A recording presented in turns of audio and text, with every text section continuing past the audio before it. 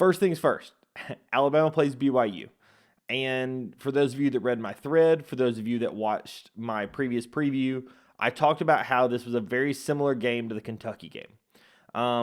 Honestly, it wasn't exactly the way that BYU played it. From an offensive perspective, BYU felt like Kentucky, but from a defensive perspective, it actually felt a lot more like Mississippi State.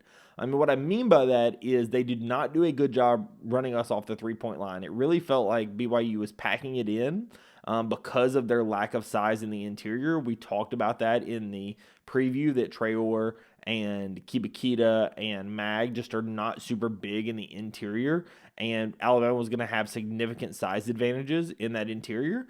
And it seems like the way that BYU tried to counter that was by packing it in the interior and leaving us open from three. Just about every SEC team has learned that that is a terrible plan. When you're defending a NATO's offense, you do not leave us open from three. BYU somehow missed that memo, and Alabama shoots an NCAA, Alabama, every record in the book, 25 of 51 from three. 25 made threes being an NCAA tournament record, being an Alabama record, being a Nate Hood's record. 51 attempts also being a record. Alabama just really lit it up from deep from start to finish in this game.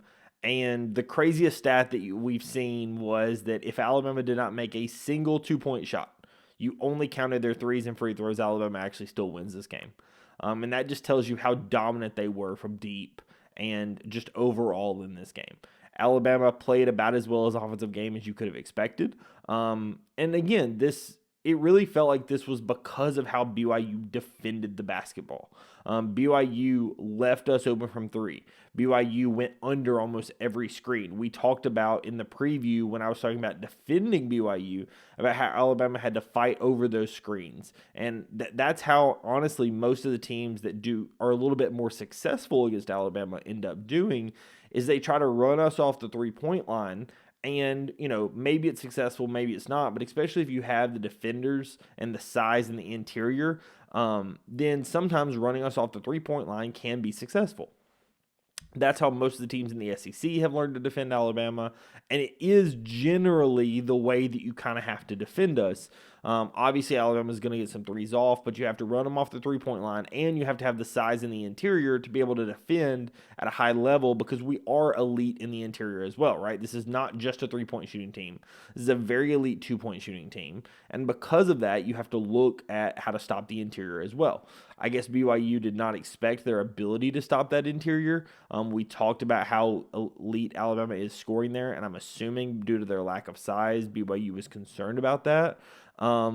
Either way, no matter what the case is, BYU decided their defensive strategy was going to be going under every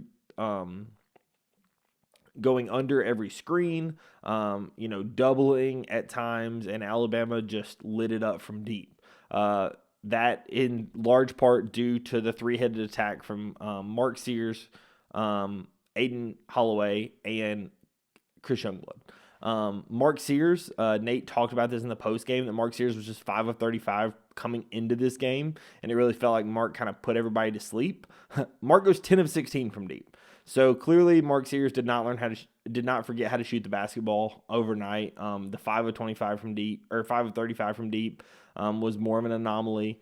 We knew that Mark Sears was going to get back to his shooting ways, and it really felt like, the offense was moving, and this was a perfect game to kind of get everybody back on track. And we'll talk about the Duke game here shortly, but do I think that they're going to continue it in the next game? Yeah, probably not. But I do think, if nothing else, it gives them the confidence of you just shot well in that gym. You're going to be playing in that same gym again on Saturday, and hey, this is what we're capable of, right? That's all it really is. It's really more of a confidence thing than it is anything else. So, again, we have Mark Sears going 10 of 16. You have Aiden Holloway goes 6 of 13. You have Chris Youngblood goes 5 of 11. Just absolutely elite shooting from all three guards in the backcourt. Additionally, you get Phylon going 2 of 3. Aiden Sherrill goes 2 of 2.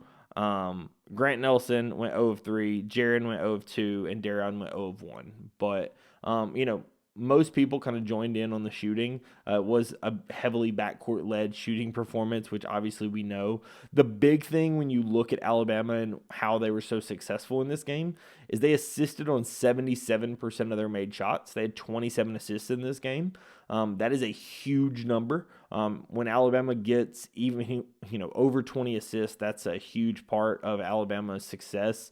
27 is just an otherworldly number. Again, a lot of that is how BYU defended. Obviously, Alabama was successful in this game. I don't want to take anything away from Alabama, but part of this is also how BYU defended, and so that allowed Alabama to get those assists. Obviously, you have to then make the shot to actually get credit for the assists, but the passes were open, the shots were open due to the shots that were available out there. The other thing that I want to talk about in this game is just how successful Alabama was. Again, still in the interior, right? Obviously, Alabama did not take a ton of shots in the interior, but Alabama still shoots 66% from two, right? Cliff Amore still goes 2 of 4. Grant goes 3 of 5. Grant has 6 points and 10 rebounds, right? You still rebounded the ball fairly well. They had a few more offensive rebounds than you. You had a few more defensive rebounds than them due to their lack of shooting. And so again, was this Alabama's just ultimate performance? From a shooting perspective, absolutely, right? From a defensive perspective, I thought that Alabama did some good things.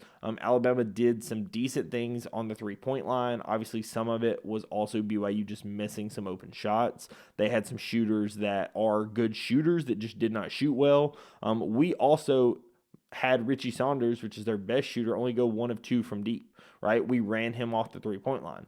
Versus Igor Dimon, one of their worst three-point shooters, goes 1 of 8, right? Dimon, I talked about in the preview and in my thread that he is not their best three-point shooter. Out of the guys that they run out on the floor in the backcourt, just about everyone shoots over 36% from deep, with the exception of Dimon.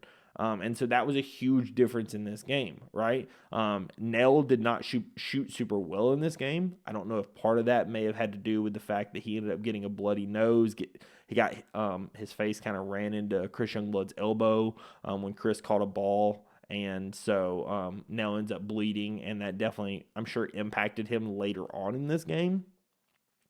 But Cannell did not shoot nearly as well as he has in some previous games. So obviously Alabama has a little success and good fortune in that sense.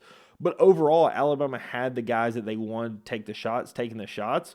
We ran Richie Saunders off the three-point line.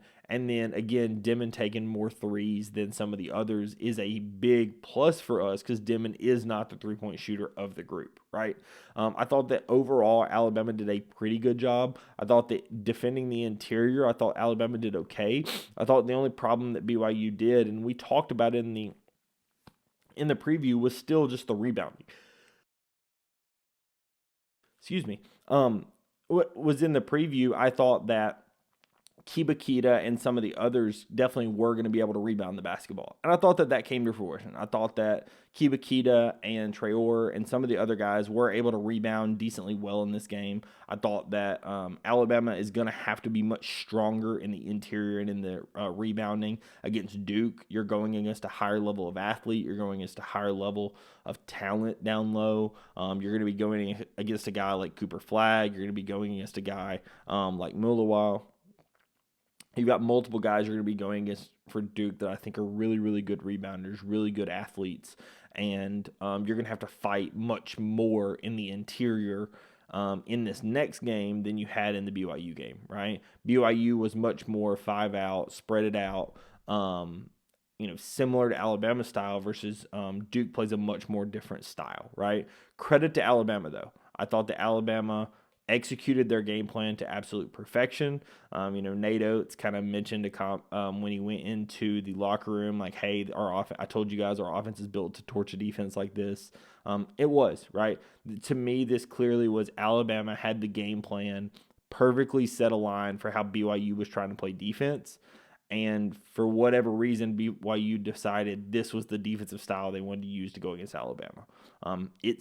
After watching Alabama the last few years and all of Nate Oates' tenure, that's not the defense I would have run against Alabama. A couple of things that I immediately know not to run against Alabama: zone and going under ball screens, right? Just leaving us open from deep. That's generally bad ideas when you're talking about a NATO's defense. He does a really good job attacking both of those, and that was unfortunately what BYU decided. Fortunately for Alabama fans, that was what BYU decided to do. Alabama has a ton of success. Alabama wins this game going away. Could the defense be better? Sure. But when you score 113 points, there's not a whole lot to complain about. You win by 25, and you go on to just your third Elite Eight in school history and your second in a row, right? So just absolutely incredible for Alabama. We have set up a matchup with Duke that's going to be happening on Saturday. As of the time of this recording, I do not know the time of the game. I'm sure it's probably already come out. I will see at the very end if I can look it up. But as of this current moment, I'm not sure of the time of the game for that Duke game. Okay,